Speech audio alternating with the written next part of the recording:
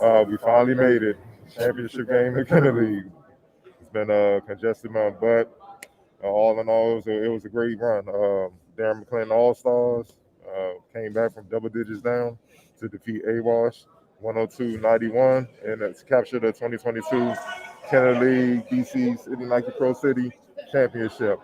We'll get started with Ray. Just what are your thoughts on the championship game today? It was a great game, man. A lot of back and forth action.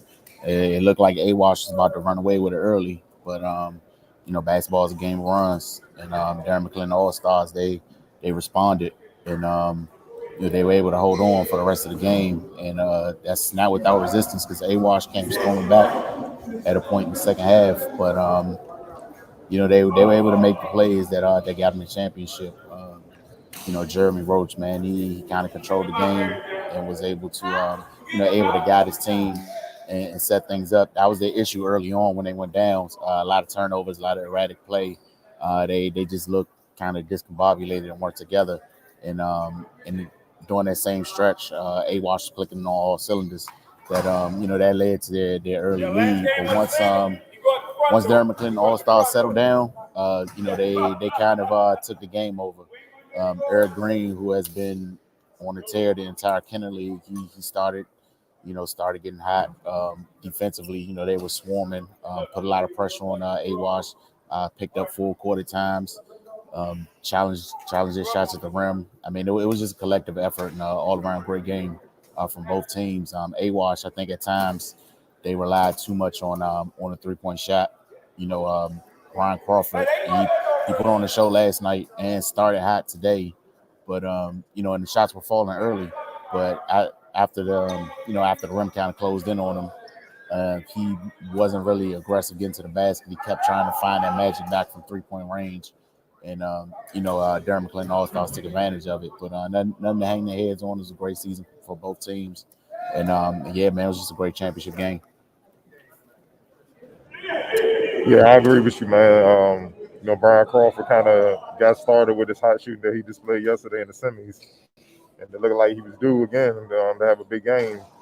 And it kind of put McCLINTON All Stars on their heels, you know what I mean? And they had to find a flow on both ends, man, because the way he was scoring, he had about 10 of their first 14 points. He was torching, and then Najee Marshall was facilitating, finding them. It was a duo that got them to the championship, and they was picking right back up where they left off from the semis. But as the game went along, the McCLINTON All Stars found a lineup that worked, specifically the Jeremy Roach, the Eric Green, the Xavier Johnson, Julian Reese, and Dante Scott. That lineup, they started clamping down defensively. Jeremy Roach got up in Brian Crawford. Dante Scott was battling Najee Marshall, and then the rest just followed follow what they were doing. They doing defense, and then like you said, they turned the ball over. They got out, got some easy baskets, and then they found a rhythm offensively, and then they started hitting shots. I also can't leave Jamaican Robert Lowry out. His defensive intensity as well. He's another guy that pressured Brian Crawford and made him work. So he didn't even have the legs and the room to get going like he did yesterday, where he had 5 threes in the first half. I can't remember how many he had total, but it was around 10, and he hit the game winner. So they made sure that wasn't going to happen today. And then in the second half, once they came back from double digits, got the lead, they didn't really relinquish. And then the second half, Jeremy Roach, he started the second half 3 for 3. And once again, closing out on Crawford, not giving him any airspace. Julian Reese, Dante Scott inside, making sure they protecting the rim. And then Eric Green, the veteran, the pro, hit tough shot after tough shot after tough shot, man. So they got up big, and AWASH never really recovered, man. I felt like also AWASH settled for too many threes. They just fed one, they weren't hitting, and then the long misses just pretty much jump started the McCLINTON All Stars fast breaking. And with all those guards, Xavier Johnson, Jeremy Roach, and Eric Green, with those guards and the way they could pass and get on the run and whatnot, and make shots from the perimeter. It just played right into their hands, and that's why you saw them not only come back from double digits, but win by double digits at the end of the day, man. So, like you said, all in all, good game. But the theme of this summer was your guard play. If you didn't have consistent great guard play, not just throughout the summer but throughout the game, you weren't going to win the game. It's as simple as that. Your guards were coming in here trying to get 40 or not playing defense and not doing the things point guards and guard play should do. It's tough for you to win, man. So it was a hell of a championship, man. But we're gonna move on to the next one. Who's your player of the game? Um, I gotta go Jeremy Roach, man, because I feel like once he kind of found himself, the whole team followed behind him. And he led by example. He scored when they needed. He played defense, like you pointed out. He set the table for guys. I just think, without him starting to get going at the point that he did, AWASH lead in the first half could have grew even more. And who knows if Durham McCLINTON ALLSTARS would have been able to fight back. And then in the second half, typically that's teams sort of make a run when they like if they trail in the first half, they come out with renewed energy and try to get back in the game. He kind of held AWASH at bay, with him starting aggressively in the second half as well. So I give Roach play the game for the championship. Ah, man, it's tough, man. It's tough. uh, I mean, yeah, Jeremy Roach is worthy. Since you kind of highlighted him, I'm gonna highlight Eric Green, his out of Virginia Tech pro, his veteran presence, controlling the game, hitting timely shots, knowing when to take those shots. That's what I mean. This shot selection is part of being a quality point guard, a quality guard, man. Like anybody can just pull up, but that's what's best for your team at that point in time of the game. And a lot of guards struggle with that, man, but he don't. He hit the shots when they needed it, and when he felt the team was kind of slowing down, he'd come down, boom, bombs away. He was also facilitating. He was being unselfish. Took a lot of punishment as well. Got to the free throw line, hit the free throws and whatnot. Was crafty, digging down, getting stripping the bigs, getting loose balls and whatnot. He did all the little things as well. Um, to show what he is, a pro. You know what I mean? And that helped be the difference in the game.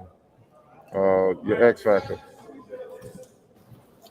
Uh, for X Factor, I actually went with Eric Green because he's been a big time scorer for them, but at points, especially early on, he really didn't have it going. So we found other ways to impact the game. And then when Roach had it going, he got out the way and let him do his thing, man.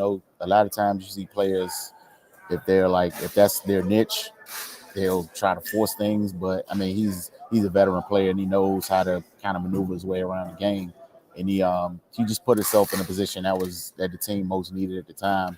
And if other guys are doing something well, even if that's typically your thing and it's not going for you tonight, he just filled in the holes, man. We've seen him throughout the summer be the guy that puts it in the basket, but that just wasn't what was needed from him tonight. So he just did whatever the team was required of him to get the win. So I give him X factor. For me, I'm gonna have to do a co-X factor. Jeremy Roach and Rob Lowry, Jamaican Rob. They started with the defense from Ron Crawford. Like he's been the reason why AWASH got to the championship with his point guard play, the way he ran the team. They made him work. They took him out of the game in spurts, and AWASH weren't able to get a rhythm. And they took turns doing it. You know what I mean? It helps to have multiple guards that can strap like that. But then they made him work on offense as well. When they got on offense, man, he was guarding them. He had to run around screens. He had to keep up, and he couldn't just rest, and that fatigued him. So a couple of times late in the second half, you saw him kind of like trying to get his breath. It's tough.